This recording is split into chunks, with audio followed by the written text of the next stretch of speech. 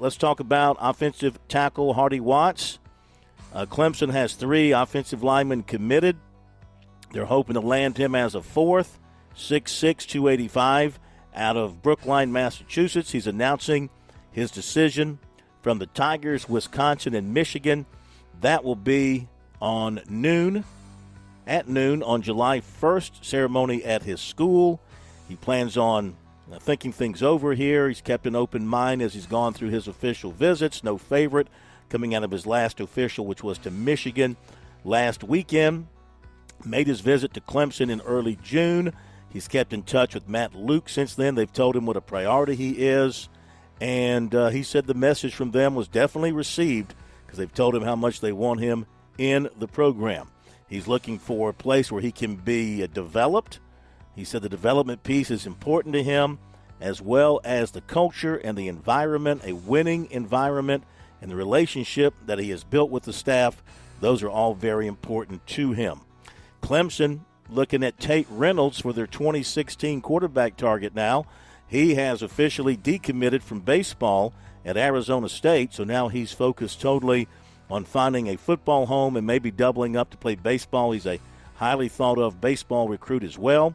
He recently visited Clemson, and the Tigers offered him after seeing him work out in their camp. He's got about 20 offers total, a lot of big-timers, Miami, Baylor, Arizona, Oklahoma, Oklahoma State, Oregon, Tennessee, Wisconsin, among others. He worked out in front of Garrett Riley and Dabo Swinney, and he said they really liked him. They liked how he played, his competitiveness, and he said Riley really liked how raw he was and could tell that he really hadn't worked with a lot of quarterback guys before. So I think Riley likes the idea of taking that rawness and molding it himself. So this is one where Clemson, I think at this point, is in pretty good shape early on for a guy in the 2026 class. So he'll let this thing play out for a little while before he makes his decision. Last season he passed for 1,808 yards, 11 touchdowns, 11 interceptions, completed 54%, also rushed for 631 yards, 17 touchdowns. USC missed on running back target Jeffrey Overton Jr., Woodbridge, Virginia. He announced for Virginia Tech today. He also had Virginia and Maryland on his short list. Made his official to USC the first weekend of June.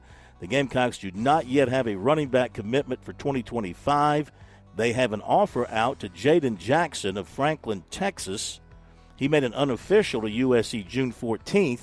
He rushed for 4,500 yards and 65 touchdowns over the last 2 seasons. Several other running backs offered by USC this year are off the board. Bo Jackson and Isaiah West committed to Ohio State. Dwayne Morris to Southern Cal. Jamarian Morrow to Missouri. Jamarian Parker to Nebraska. And Zymir Smith to Alabama.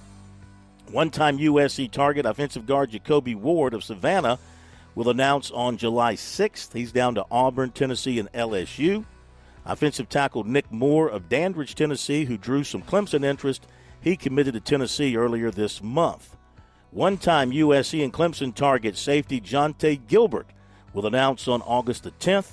Georgia, NC State, Louisville, UCF, and Georgia Tech, the finalists. In baseball, Campbell transfer infielder Charles Meglio committed to USC. Mentioned this last night. He made CAA all-freshman team this year. Clemson has picked up a commitment for the 25 class. Outfielder Dylan Harrison. He's 6'5", 200 from Fontana, California. He announced a commitment to Clemson tonight. And former Tiger right-hander Billy Barlow is transferring to Florida. There you go with the recruiting report tonight, as always, brought to you by Seawells.